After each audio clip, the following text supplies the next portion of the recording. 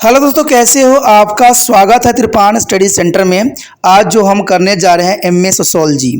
MA के sociology का semester system यानी सोशोलॉजी ऑफ डेवलपमेंट बुक है, यानी विकास का समाजशास्त्र। इसका कोड जो है SOCR 413। ये काफ़ी महत्वपूर्ण चैप्टर है एमए के बच्चों के लिए। इसमें हम हर एक पहलू पर विस्तार पूर्वक चर्चा करेंगे और जानेंगे हर एक पहलू को। चलिए देखते हैं आज हमारा टॉपिक क्या है।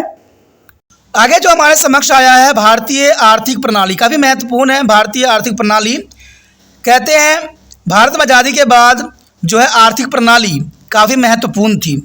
और देखा जाए तो आर्थिक प्रणाली के जो है तरफ ध्यान दिया गया, क्योंकि सारे जो लीडरों का विचार है कि उतनी देर तक हमारी आज़ादी का कोई लाभ नहीं है जब तक देश में आर्थिक साधनों में तेज़ी के साथ परिवर्तन नहीं किया जाता। लेकिन देखा जाए तो आर्थिक संसाधन में तेज़ी आज भी देखने को नहीं मिला। आज़ादी के बाद सरकार ने लोगों की भलाई के ऊपर ध्यान केंद्रित किया तथा देश के आर्थिक क्षेत्र में दखल देना शुरू कर दिया। ये भी काफ़ी महत्वपूर्ण बात है। और केंद्रीय समय और औद्योगिक जो संस्थाओं के औद्योगिकरण पर जो है कोई ठोस नतीजा नहीं निकला, क्योंकि इसमें लोगों की आर्थिक जिंदगी को स्पष्ट तक नहीं किया, क्योंकि ब्रिटिश शासकों और नीति बुनियादी रूप में ब्रिटिश हितों की पूर्ति करना था। जनरल सी बात है, उस समय एक ही बात थी कि ब्रिटिशों को जो है लाभ पहुंचाना, ब्रिटिशों के लिए कार्य करना, ये काफ़ी महत्वपूर्ण उस समय थी। तो ये काफ़ी महत्वपूर्ण यह बात रखता है। इसलिए भारत ने आर्थिक असंतुलन को दूर करने के लिए तथा देश को आर्थिक हितों की रक्षा करने के लिए आर्थिक विकास के लिए अपना सफ़र शुरू किया। इसलिए हमारे राष्ट्रीय लीडरों ने सोचा कि भारत में किस प्रकार की अर्थव्यवस्था अपनाई जाए। वह न तो पूंजीवादी प्रकार की अर्थव्यवस्था अपना सकते थे और न ही समाजवादी किस्म की अर्थव्यवस्था अपना सकते थे, क्योंकि उस समय हमारी अर्थव्यवस्था बहुत पिछड़ी हुई थी। भारत में आर्थिक योजनाबंदी की एक ऐसी प्रक्रिया विकसित करने की कोशिश की जो कि अधिक कट्टर तथा केंद्रित नहीं थी, पर फिर भी तेज आर्थिक विकास में एक असंतुलन प्रोग्राम के लिए जो है लोगों की इच्छा तथा सहयोग को संगठित कर सकती थी। हमें सब इन बातों को ध्यान में रखते हुए भारत के लिए दोनों अर्थव्यवस्था के बीच का रास्ता अपनाया गया, जिसके मिश्र अर्थव्यवस्था कहा गया। जनरल सी बात है, ना तो हम जो है उधर जा सकते थे, समाजवादी की तरफ जा सकते थे, न हम अर्थव्यवस्था की तरफ जा सकते थे, क्योंकि हमारा देश जो है पिछड़ा हुआ था उस समय। इसलिए हमने जो है बीच का रास्ता अपनाया। कहते हैं अगर आप इधर नहीं जा सकते, उधर नहीं जा सकते, तो आपको बीच का रास्ता अपनाने की आवश्यकता होती है। मिश्रित अर्थव्यवस्था की धारणा में अमेरिका तथा रूस दोनों मॉडल शामिल थी। अगर देखा जाए तो मिश्रित अर्थव्यवस्था की धारणा में अमेरिका तथा रूस दोनों के मॉडल शामिल थे। और भारत सरकार ने अपने 1948 से लेकर 1956 के औद्योगिक क्रांति प्रस्ताव एक नीति तैयार किया, और एक ऐसा अर्थव्यवस्था जिसमें पब्लिक और प्राइवेट दोनों सेक्टर को मौजूद थे तथा एक दूसरे के साथ सहयोग करती थी। काफ़ी महत्वपूर्ण है। देखिए, प्राइवेट और सरकारी सेक्टर एक दूसरे का सहयोग करेंगे तो देश, जनरल सी बात है, प्रोग्रेस की उस सीमा तक पहुँचेगा जहाँ पर उसकी लालसा है। मिश्रित अर्थव्यवस्था में उत्पादन के साधनों की जो है मालकियत प्राइवेट उद्यमों के पास होती है, परंतु सरकार अपने मौद्रिक तथा वित्तीय जो है प्रत्यक्ष रूप से अर्थव्यवस्था के नियंत्रित तथा नियमित करती है। सरकार कीमत नियंत्रण, लाइसेंसिंग और सिस्टम तथा पूंजी आदि ऊपर आयात कंट्रोल आदि स्थापित भी करती है। कहते हैं मिश्र अर्थव्यवस्था की धारणा न सिर्फ भारत में लोकप्रिय हुई, बल्कि दुनिया में दूसरे देशों में भी लोकप्रिय हो गया। ये काफ़ी महत्वपूर्ण है।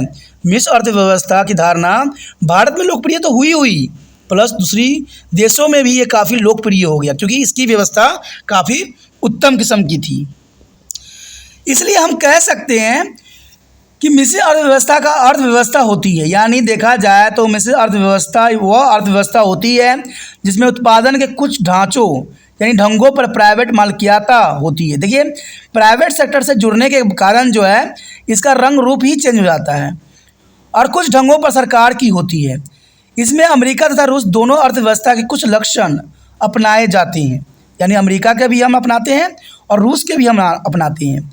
केनेथ उन अर्थवैज्ञानिक में भी था जो कि पूरी तरह से समाजवादी अर्थव्यवस्था के विरुद्ध थे तथा उस समय अर्थव्यवस्था को पूंजीवादी के देशों के आज़ाद करवाना चाहते थे, क्योंकि पूंजीवादी से देशों को आज़ाद करवाना काफ़ी महत्वपूर्ण था।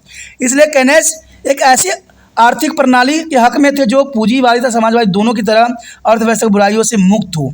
यानी ना तो पूंजीवादी की तरफ जाए और ना ही समाजवादी की तरफ जाए, यानी दोनों बुराइयों से मुक्त होना काफ़ी महत्वपूर्ण है, पर जिसमें दोनों के अच्छे लक्षण शामिल हो, इसलिए मिश्रित अर्थव्यवस्था का नाम दिया गया। अब चलिए देखते हैं कि यहाँ पर जो है केनेज ने किस तरह की अर्थव्यवस्था अपनाया, यानी मिश्रित अर्थव्यवस्था के लक्षण क्या है, चलिए हम देखते हैं। हमारे समक्ष जो आगे आया है मिश्र अर्थव्यवस्था के लक्षण, यानी फीचर ऑफ मिक्स इकोनॉमिक्स, काफ़ी महत्वपूर्ण यहाँ रहेगा। इसमें देखा जाए तो दो सेक्टर यानी टू सेक्टर मिश्र अर्थव्यवस्था का पहला लक्षण है कि इसमें दोनों सेक्टर होते हैं, पब्लिक सेक्टर भी इसमें सम्मिलित होता है और प्राइवेट सेक्टर भी सम्मिलित होता है, जो कि काफ़ी महत्वपूर्ण है। अगर बात करें हम पब्लिक सेक्टर की, तो पब्लिक सेक्टर में सरकार सुप्रीम होता है तथा सारा आर्थिक उत्पादन, संगठन और आर्थिक प्रगति पर सरकार नियंत्रण होती है तथा वह सारे देश के कल्याण के लिए काम करती है। तो आपको पता ही है, सरकारी मिशनरी, बर्थ सर्टिफिकेट बनाइए, मृत्यु सर्टिफिकेट बनवाइए, माइग्रेशन सर्टिफिकेट बनवाइए, ये सारे सरकारी क्षेत्रों में होती है। और यहाँ पर कहते हैं करप्शन तो भरमार है। अब प्राइवेट सेक्टर तरफ चलते हैं हम। प्राइवेट सेक्टर में सारा व्यापार तथा उद्योग प्राइवेट व्यक्तियों के कंट्रोल में होता है तथा वो अपने जो हित के लिए काम करते हैं। देखिए यहाँ पर हित की बात आती है, अपनी हित के लिए काम करते हैं, लेकिन सरकारी जो होता है कल्याण के लिए काम करते हैं। लेकिन कल्याण यहाँ पर आम जनता की नहीं होती है, कल्याण उनकी होती है, कल्याण जो होती है उनकी होती है, जो सरकारी विभाग में होते हैं, आम जनता की नहीं होती। हर बात आम जनता के कल्याण के लिए बनाई जाती है, बट होती नहीं है। बेशक भी प्राइवेट सेक्टर में अपनी हित सोचते हैं, लेकिन उनका जनता के लिए बहुत ही जो है विचारधारा होती है। अगर इसका जो उदाहरण आप समझ सकती हो, आप सरकारी स्कूल में जाइए, वहाँ के टीचर जो है आपको रे तू करके बोलेंगे आपसे। लेकिन वही अगर आप प्राइवेट सेक्टर में चले जाइए, प्राइवेट सेक्टर में स्कूलों में जाइए, वहाँ पर बड़े ही सर करके आपको बैठाएंगे, बात करेंगे, बड़े प्यार से करेंगे। और सरकारी के देखिए तू रे करके बात करती है। क्या है ये? यही शिक्षा हम भारत के बच्चों को दे रहे हैं। ये बड़ी अजीब बात है ना। अगर आपको गलत लग रहा होगा, आप किसी भी सरकारी स्कूल में चले जाइए, आपको रे तू करके बात करेंगे, ऐसे बात करेंगे जैसे कि हमारा कोई इज्जत ही नहीं है। और वही आप फटे हुए कपड़े भी पहन के चले जाते हो प्राइवेट स्कूल में, तो वहाँ पर आपको सर करके बुलाया जाता है। ये बहुत बड़ी विडंबना है दोस्तों, हमारे देश का सबसे बड़ी विडंबना है। और यहाँ पर कहते हैं वो सारे एजुकेटेड पर्सन ही होते हैं, चाहे सरकारी स्कूल में हो चाहे प्राइवेट स्कूल में हो। लेकिन कहते हैं ना कि वहाँ पर एक रूल रेगुलेशन होती है और सरकारी स्कूल में कोई डर नहीं होता। एक बार जॉब मिल गया तो हम ही सबके बाप बन जाते हैं, ऐसा सिस्टम होता है। लेकिन प्राइवेट सेक्टर में अगर कोई किसी से गलत तरीके से बात करता है, अगले दिन नौकरी से बाहर हो जाता है। और सरकारी नौकरी में तो एक बार आपने सरकारी नौकरी प्राप्त कर लिया, उसके बाद तो आप ही राजा हो, को कर भी तो क्या सकती है, यहाँ से वहाँ तबादला कर देंगे और क्या कर लेंगे। यही सोच होती है सरकारी ड्यूटी वाले लोगों की कि क्या कर सकते हैं, गवर्नमेंट तबादला कर देगा और क्या करेगा। तभी तो आज सब के सब जो है सरकारी नौकरी की तलाश में लगे रहते हैं। कहते 50 साल भी हो जाए लेकिन सरकारी नौकरी ही उनको चाहिए। तो ये बहुत बड़ी विडंबना है। कहते हैं मिश्रित अर्थव्यवस्था में दोनों एक ही जो है मैकेनिज्म का भाग होते हैं, यानी काम उन सब दोनों का एक ही होता है। लेकिन पहली पंचवर्षीय योजना में यह कहा गया था कि ना planning and the mixing economics their destruction of between two public and private sector is as only relative to the emphasis the two sector are there and their mostly function are the part of the single organism. This is most important here. अगर दूसरे point की बात करें, आर्थिक स्वतंत्रता, देखिए economical freedom होती है यहाँ पर। उपभोगी की जो है प्रभु सत्ता, उपयोगी की आज़ादी और आयात निर्यात की आज़ादी तथा व्यापार की जो है आज़ादी आर्थिक आज़ादी कहलाती है। उपभोगी अपनी मर्जी की वस्तु खरीद सकते हैं तथा प्राइवेट उपभोगी की मांग के अनुसार वस्तुओं का उत्पादन करने में स्वतंत्र होते हैं। ये काफ़ी महत्वपूर्ण है कि प्राइवेट सेक्टर जो होता है जनता के मांगों के अंतर्गत चलता है और प्राइवेट सेक्टर इन्हीं कारणों से चलता है। और सरकारी सेक्टर में ये होता है कि वो जो चीज़ के लिए बने हुए हैं वही चीज़ का निर्माण होता है। ये बहुत बड़ी विडंबना है। मिश्रित अर्थव्यवस्था में आर्थिक आज़ादी होती है। देखिए मिश्र अर्थव्यवस्था में जो है आर्थिक आज़ादी होती है, पर यह सीमित होती है और यह आज़ादी इतनी अधिक भी नहीं होती है जितनी कि पूंजीवादी अर्थव्यवस्था में होना चाहिए। और यह भी नहीं कि समाजवादी अर्थव्यवस्था की तरफ बिल्कुल ही ना हो, ये भी काफ़ी महत्वपूर्ण रखता है। उसके पश्चात हमारे समक्ष आता है कृषि गतिविधियाँ, एग्रीकल्चर एक्टिविटी, काफ़ी महत्वपूर्ण है। कहते हैं मिश्र अर्थव्यवस्था में कृषि गतिविधियां अक्सर प्राइवेट सेक्टर द्वारा की जाती है। अच्छी बात है, क्योंकि खेती बाड़ी या तो किसान के द्वारा की जाती है या सहकारी सोसाइटी द्वारा। पर इसका अर्थ ये नहीं कि सरकारी कंट्रोल बिल्कुल भी नहीं है। सरकारी कंट्रोल थोड़ी मोड़ी रहती है। कई बार सरकार भी कृषि गतिविधियों में भाग लेती है, लेकिन कृषि में देखा जाए तो प्राइवेट सेक्टर में काफ़ी आमदनी होती है, क्योंकि सरकार प्राइवेट सेक्टर जो है इसमें कल्याण में लगी रहती है। आगे की बात करें कल्याणकारी कदम, ये काफ़ी महत्वपूर्ण रहेगा। कल्याणकारी कदम कहते हैं मिश्र अर्थव्यवस्था में समाज सुरक्षा, मजदूरी, भलाई तथा असमानताओं को कम करना आदि कल्याणकारी कदम उठाए गए हैं। शोषण तथा अमीर और गरीब के अंतर को खत्म करने के लिए कानून बनाए जाते हैं और यह मजदूरों के पूंजीपतियों को शोषण से भी बचाते हैं। मजदूरों के कामों के हालत को सुधारने के लिए फैक्ट्री एक्ट पास किए गए हैं तथा सरकारी उद्योग झगड़ों को रोकने के लिए कदम उठाए। देखिए हमारे देश में हर चीज़ के रूल रेगुलेशन बने हुए हैं, लेकिन देखा जाए तो इसका सुचारू रूप से जो है उपयोग नहीं होता है। कहते हैं मिश्रित अर्थव्यवस्था पूंजीवाद तथा समाजवादी अर्थव्यवस्थाओं का एक मिश्रण है, ताकि एक खुशहाल सोसाइटी के निर्माण के लिए एक अच्छी जो है प्रक्रिया का विकास किया जा सके। तो ये काफ़ी महत्वपूर्ण है कल्याणकारी कदम, वेलफेयर ऑफ मेजरिंग। उसके पश्चात हमारे समक्ष है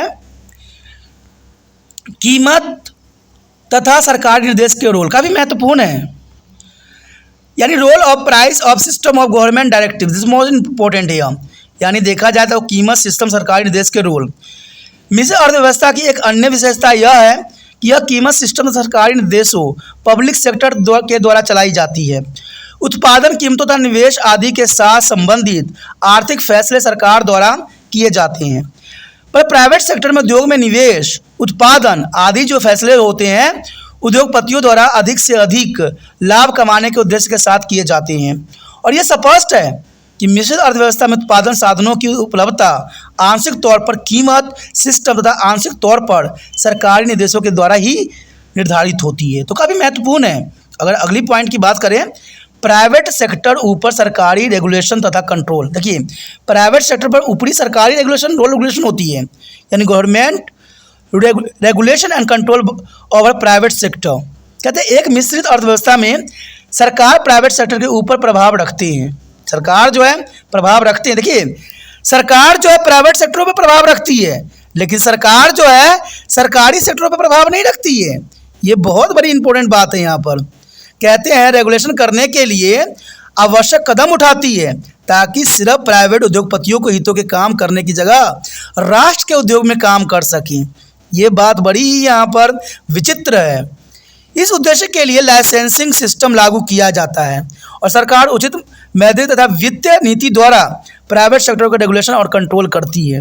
जर्नल सी बात है, सरकार ने अपनी जेब गर्म करने के लिए, जो सरकार के विभाग में लगे हुए व्यक्तियों की जेब गर्म करने के लिए ये सारे रूल रेगुलेशन बनाती है। जैसे आपको बताया ही भी था मैंने कि देखिए लोन देने वाला काम जो है फाइनेंस कंपनी को सरकार ने दिया है, और सरकार ने एक अच्छा सा उन्होंने एक रूल बना दिया है कि कोई सामान अगर आप खरीदते हो, अगर वक्त पे किस्त नहीं चुकाते हो तो आप जो है सामान को ले जाएंगे और उसको बेच देंगे बड़े प्यार से, और 3-4 साल के बाद आपको एक मैसेज आएगा कि अगर आपको एनओसी चाहिए तो आप मुझे 1 लाख रुपया जमा कीजिए, क्योंकि मैंने आपके सामान को बेचा था लेकिन हमें वो मुनाफा नहीं हुआ। अब एनओसी के रिगार्डिंग जो है रूल रेगुलेशन कौन बनाया? सरकार बनाया। अरे भाई जब तुम अपना सामान ले गए, उस गरीब व्यक्ति से सामान को छीन लिया, क्योंकि 2-3 किस्त में, और रह कितना गया था, मुश्किल से 3 साल की किस्त, तो 2 साल बेचारे ने बहुत ही खूबसूरती के साथ चुकाया, 1 साल का किस्त रह गया था, और घाटा किसको हुआ? उस आम गरीब व्यक्ति को हुआ। और दोबारा आपने जो है छुरा चलाया एनओसी के नाम से। ठीक है, आप एनओसी नहीं लोगे, 1 लाख रुपया नहीं चुकाओगे मुझे, तो मैं आपके एनओसी नहीं दूंगा, ना तो आप ले पाओगे आगे कोई पैसे लोन उठा पाओगे, ना आपके बच्चे उठा पाएंगे।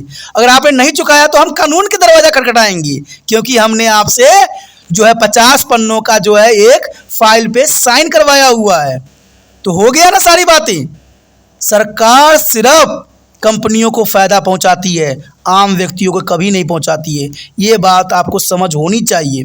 और मेरा विश्वास है कि आप लोग जैसे एमए कर रहे हो, आगे सरकारी विभाग में ही कार्यरत रहोगे, लेकिन कभी भी दोस्तों ऐसे रूल रेगुलेशन नहीं बनाना जो आम गरीब व्यक्तियों के लिए जो है सरदर्द बन जाए, क्योंकि आम लोगों की बातें पढ़ के ही आप यहाँ तक पहुँचे हो। ये बहुत महत्वपूर्ण बात है। मुझे तो बहुत ही अफसोस होता है उन IAS IPS अफसरों के ऊपर जो ऐसे घटिया रूल रेगुलेशन के अनुसरण करती हैं। कहते हैं शिक्षा के सतर पे भी उन्होंने बहुत बड़ा तलवार चलाया जब उन्होंने कंप्यूटराइज कर दिया बच्चों की एडमिशन। देखा जाए तो पहले लकी ड्रॉ से जो है गरीब बच्चों के लिए फॉर्म निकाली जाती थी, हाथों से पर्ची निकाली जाती थी। अब उन्होंने क्या कर दिया, कंप्यूटराइज कर दिया, जिनके कारण जो आम गरीब बंदे थे उनका पहुंच वहां तक नहीं पहुंचा। क्यों, कारण क्या था, उन्होंने सिर्फ 1 किलोमीटर के दायरे में व्यक्तियों के लिए, यानी वो 1 किलोमीटर दायरे में कौन हो सकता है, कोई क्लर्क हो सकता है, कोई वो हो सकता है, क्योंकि स्कूल कभी भी जो है स्लम एरिया के आसपास प्राइवेट स्कूल नहीं बनाई जाती है दोस्तों। वो तो 10 किलोमीटर 20 किलोमीटर दूर होता है, 5 किलोमीटर दूर होता है, 4 किलोमीटर दूर होता है। लेकिन देखिए प्रशासन की सबसे बड़ी बेरुखी कि उन्होंने सिर्फ 1 किलोमीटर के बच्चों को ही एडमिशन में लिया, सारे सीट 1 किलोमीटर में ही भर गया, तो गरीब बच्चे जो है हाथ मलते रह गए। ये बहुत बड़ी विडंबना है। मैं तो ये इसलिए अफसोस मनाता हूँ कि ये IPS IAS अफसर होते हैं और ये गरीब के ही किताब पढ़ के आगे जाते हैं। देखिए सारे किताब में गरीबों के शोषण के बारे में, गरीबों को जो है सारी तरह के जो है दुख दर्द के बारे में वो पढ़ते हैं, और यही एग्जाम में भी आता है। IPS में कहते हैं IPS UPSC जो एग्जाम होते हैं उसमें यही बातों का वहाँ पर लिखी जाती है, और वो लिखते भी हैं। लेकिन जैसे इस पोस्ट पे पहुँचते हैं, न जाने किस गरुड़ को जो है वो साबित करने की कोशिश करते हैं। शायद उनका भी विचारधारा ये होता है कि देश में गरीबी बना रहे, बच्चे अनपढ़ रहें, तभी तो ये ऐसे घटिया रूल रेगुलेशन निकालते हैं। आप ही सोचिए, जो हाथों से निकाला गया पर्ची बच्चे की किस्मत निर्धारित करता है, आप कंप्यूटर पे उसको निर्धारित कर रहे हो। ये बहुत बड़ी विडंबना है। क्या कंप्यूटर में हम जो डाटा डालेंगे वही वो शो करता है हमेशा, ना कि वो किस्मत में तो आता है? तो क्यों कहते हो कि लकी ड्रॉ है? जो बोलता है लकी ड्रॉ है सबसे बड़ा बेवकूफ़ व्यक्ति है, क्योंकि आपने तो कंप्यूटर में 1.5 किलोमीटर ही एंट्री किया हुआ था, रेंडमली तो कोई सिलेक्शन हुई नहीं। तो ये देखिए, जो बच्चे ये पढ़ लिख लेते हैं, MA करते हैं, कहते हैं BA करने के बाद जो IPS के लिए तैयारी करते हैं, BA करने के बाद वो बच्चे जब IPS बनते हैं, IAS बनते हैं, तो उनकी विचारधारा ऐसी बदल जाती है। सोचिए, विचार कीजिए, ये बहुत बड़ी विडंबना है। और ये बात सब समझ में आई, अच्छा लगा, जितना हो सके इस वीडियो को शेयर कीजिए, और जितना हो सके इसको लाइक से सब्सक्राइब कीजिए। और पहली बार वीडियो देख रहे थे तो चैनल को सब्सक्राइब करके अपने मोबाइल में अवश्य सेव कीजिए।